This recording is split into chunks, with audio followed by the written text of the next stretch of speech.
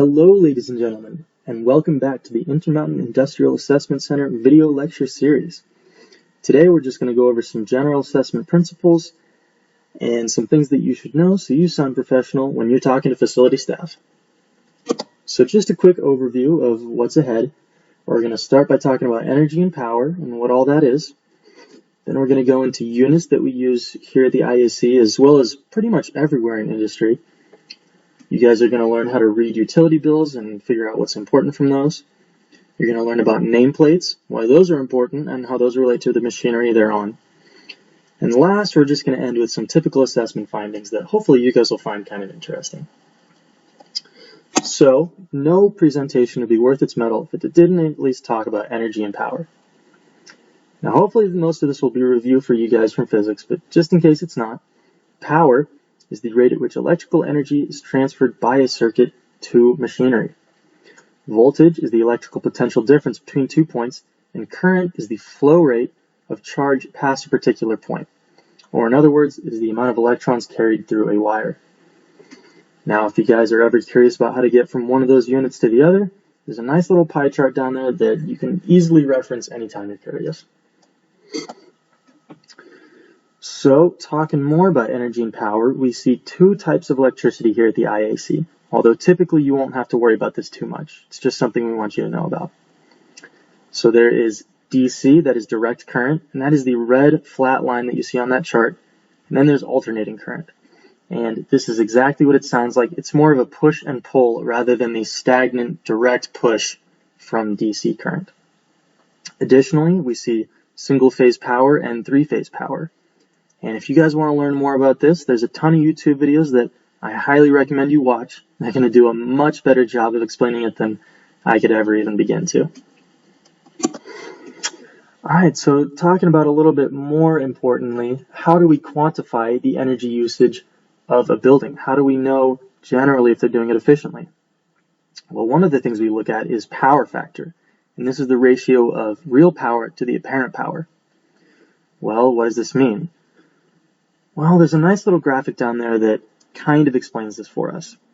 Real power is the actual amount of energy that an equipment is consuming, whereas the total power is the amount of energy that's going into the equipment. It's the total amount of electricity you're paying for, even if you're not using all of it. So always, you want to see a high power factor. That means you're effectively using all of the electricity you're paying for. And if you don't have a high power factor, that's okay. Lucky for us, we have some ways that you can adjust your operations and increase it. Next, we have peak demand and load factor, and these two happen to go hand in hand. So peak demand is the highest electrical demand from a facility. And again, this is talking about power.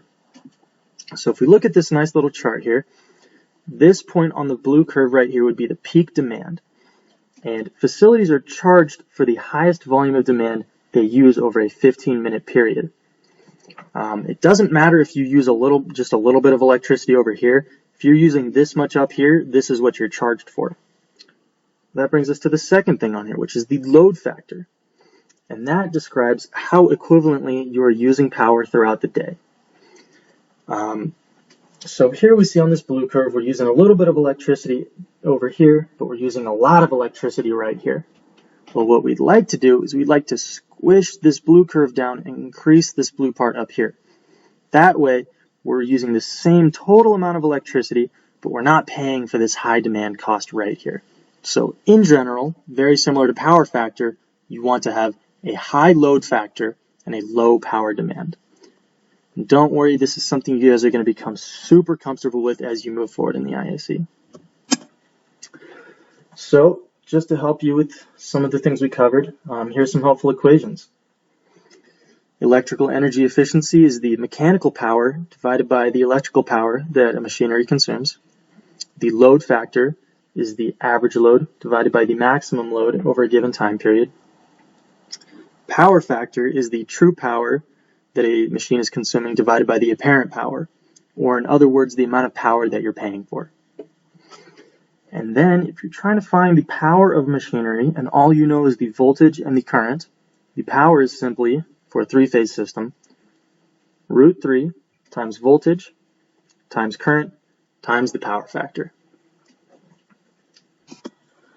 All right, so now we're going to get into units, and we're first going to talk about the units that you should always use when you're talking to facility staff.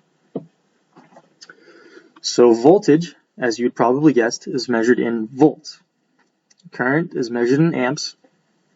Electrical power is measured in watts. Again, this is a joule per second, although typically we talk about kilowatts. Facility staff have a much better understanding of that since that is how power bills are generally structured. Anytime you're talking about motor horsepower or air compressors, you're going to talk about this in terms of horsepower. And again, this is a motor, just like in your car. Electrical energy is measured in kilowatt hours. And this is if you were using 1 kilowatt of power for an hour-long period. Next, we have thermal energy, which is measured in British thermal units, and this is denoted as BTUs or mega BTUs. I know it's confusing. I know there's 2 M's there, but just got to ignore one of them and know that that's 1 million BTUs. Anytime we're talking about coolant power, this is if we're talking about a refrigeration system or an actual refrigerator. We're going to talk about this in terms of tons of refrigeration. Volume is always talked about in gallons. Temperature is always mentioned in Fahrenheit. Brightness is measured in lumens, which is kind of hard to explain here over the slideshow, but you will come to understand that as well too, just from working with the IAC. Volumetric flow is measured in standard cubic feet per minute, and you will very often see this for compressed air systems and HVAC. And last, anytime we're talking pressure, you are always talking in terms of pounds force per square inch. Here are some conversion factors. I thought I'd just throw them up for you. I'm not going to go into this too much, but one that I did want to mention here is this decatherm, and you will see that a lot in gas bills. I just want you to know that 1 decatherm, or DTH, is the same thing as a million BTUs. All right, so what are some units that you should not use? Well, pretty much anything that is metric. So please don't talk about joules. Don't talk about joules per second. You will seem especially ignorant. So please say watts or kilowatts. Don't ever say meters. Talk about things in Celsius, calories, cubic meters, liters, or pascals. We're doing these assessments in America, and if you use any of these units, you're going to get funny looks from facility staff. And in any event, just remember, there's 2 types of countries in this world. Those that use the metric system and those that have been to the moon. So remember where you're working. All right, just a couple of other US standards that I thought we should go over are outlet standards. So in your household, in residential areas especially, you're using 120 volts or 240 single-phase electricity. In the industrial area, we are also using these 120 or 240 volts for office spaces. Now, in actual manufacturing areas and process equipment, these have a much greater electrical demand, so you're always going to see either 230 volts or 480 three-phase electricity for manufacturing equipment. And for those of you who are curious, in the United States, this is always at 60 hertz for alternating current. Alright, so now we're going to talk a little bit about reading utility bills. And we're going to help you identify these several things on utility bills, including the facility charge, the demand charge, usage charge, the power factor charge, the interest charge, and the sales tax. Alright, so here we can see that we're looking at an electrical bill. And we can tell that we're looking at just one meter number, even though it's kind of distributed oddly like this. So the first thing we're going to pick up here is the power factor. And they have a power factor of 0.89, which is pretty decent, so they're doing all right. All right, next we're going to go down here. We're going to notice this demand charge. So here we can see that their highest peak demand is 92 kilowatts. And they're being charged $14.62 per kilowatt, which, as you can see over here, is a tremendous amount of money.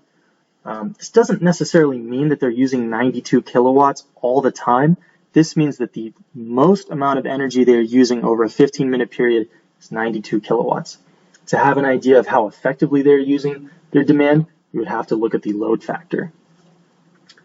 Below this, you can see the facilities charge, which is very similar to the demand charge since it's quantified in terms of kilowatts. However, it is cheaper. It's just something that's different, it's distinguished, and we want you to keep that in mind as you go forward. Here we can see that their energy charge was 18,800 kilowatt hours of electricity. And again, this is the total amount of energy that the facility consumed. And this was charged pretty typically. Usually in Utah, we will see about 3.5 cents per kilowatt hour. So they're being charged a pretty fair rate. Below all this, we can see the taxes, efficiency programs. However, something that I want to bring to your attention here is the Utah sales tax non-residential. So typically the manufacturers that we deal with do not have to pay this tax. So I'm not sure why this person was paying it. I'd always bring this up to your team lead or one of the supervisors, and they will help you identify whether or not this is a recommendation that we can actually include, and tell them that, hey, you don't have to pay this tax on your monthly bills. All right, so here's another electrical bill. Here, you can start by seeing that their power factor is 0.79, which isn't quite as good, but that's still pretty decent. Going down here, we can see their facility charge is 97 kilowatts for a total of $632. Now, the one thing that I really want you to notice on this utility bill is the on-peak and off-peak energy charge. So on-peak energy charge, as you can see, is much more expensive. It's almost 12 cents per kilowatt hour compared to the 3.5 cents per kilowatt hour for the off-peak. And the reason for this is on-peak refers to typically in the daytime during the middle of the day when everyone is trying to consume electricity. So because of this, it's harder for energy companies to meet this demand, so they charge a lot more money for it. However, at nighttime, people are asleep, manufacturers aren't working, so electricity is much, much cheaper. And we can see this reflected in how they use their electricity. We can see they use most of it during the day, and of course, they're being charged much more for it. All right, so here in this slide, we're looking at a gas bill. So what we need to know here is the number of days over which this bill was charged and the amount of DTH that they were charged for. Now, can you remember again what a DTH is? Well, it's okay if you didn't. A decatherm, or DTH, is the same thing as a mega BTU, or 1 million BTUs. So we can see here that they were charged for 30.4 decatherms at a rate of $5.50 for a total bill of $240. All right, the last bill we're going to look at today is for a water bill. You will see water bills, although not as frequently as electricity and gas. We're pretty lucky if we can get our hands on these. But the important thing here is recognizing how much water they consume, and this is 19,000 gallons. That's right, this is America. And down here, we can see that they were charged a total of $336 for it. All right, so now we're going to get into nameplates and machinery. So almost all equipment that you will see in the industrial setting will have a nameplate. And the nameplate gives you invaluable information about how the machinery operates, and most importantly, what machinery you're looking at. Now, in order to figure out what machinery you're looking at, we need three main things. That is the name of the manufacturer, the model number, and the serial number. Now, every nameplate is different. There's not a cut and dry solution to this, so just make sure you take lots of pictures of the nameplate, pictures of the machine itself, and also record the location of the machinery just in case you want to go back and verify. So here's an example of a nameplate. Here we can see the name. This is a case or compressor. The part number is the same thing as the model number, And here we have the serial number. Well, all right, Connor, that's great. Can you remind me again why we needed this? Oh, well, of course I can. It's so we can get a data sheet. Again, we're trying to identify what sort of equipment we were looking at so we can get this information. Data sheets are incredibly valuable as it tells you about the standard operating procedures of the machinery, how it's meant to perform, and under what conditions. Additionally, we're able to find the efficiency on most pieces of equipment. So, what kind of equipment do we typically look at? Well, we almost will always see compressors, and we will almost always see HVAC units. And for those of you who don't know, HVAC stands for heating, ventilation, and air conditioning. So anything that's related to AC or heating. Less frequently, but still quite common, we will see boilers, motors, pumps, and cooling systems. All right, now this last slide here is just a schematic that kind of outlines how a typical industrial facility will use electricity and where it's used. So if you'd like, you can take some time to look at that. I personally think it's quite interesting. Well, all right, guys, that was all I had for you today. Thanks for your time.